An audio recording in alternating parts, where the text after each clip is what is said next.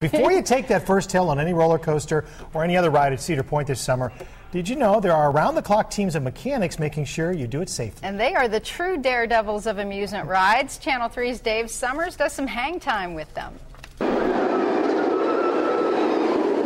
The thrill of high speeds, sharp turns, and daring descents are what drives hundreds of thousands of visitors to Cedar Point each year. Exciting, thrilling, glad to be back.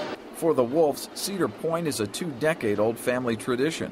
Mother Ruth Batts remembers early visits like yesterday. I always told them it was their reward for good grades, but it was Mother wanting to come just as much as the kids. These towers of steel, monuments to speed and fear, would be nothing more than modern art without the expertise and daring of ride mechanics like Greg Spears. We're looking at all the mechanicals, the cables, the wheels, the rollback track, the track itself, and the structure. We're at the top of the Millennium Force, which is over 300 feet above the park. Wind speeds can get up to 50 miles per hour here. Despite that, ride mechanics are required to do their inspections daily. The goals are passenger safety and no shutdowns during the park's open hours.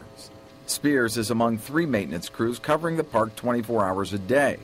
There are no shortcuts. At the very top of the tallest peaks is a reset button that must be pushed after each inspection every 24 hours, or the ride won't run. If you're not afraid of heights, you probably shouldn't be up here.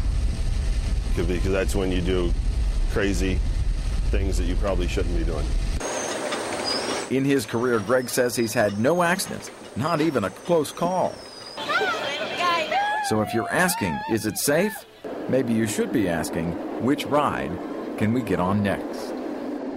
Even in the dead of winter, mechanics are inspecting joints, wear and tear damage, and overhauling the train cars. While the high steel climbing is mostly done during spring and summer, it does occasionally happen in the winter. And Eric and Monica, it's always safety first. That's what Greg tells us, and it's a good thing. You looked a little nervous. Were you gripping the sides of that thing? I'm not kidding you. The wind, when I was up there, was only about 20 miles an hour, but it was just enough to, make you a little queasy. You're in this open-air cart.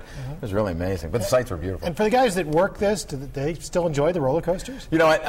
That's what Greg says. Greg says he does really enjoy it, but what he really enjoys is watching his kids on these coasters, and that should tell you just how safe he really thinks they are, because he lets them ride them. So. All right. I mean, it takes a special heart for that job, I think. Oh, yeah. I couldn't do that.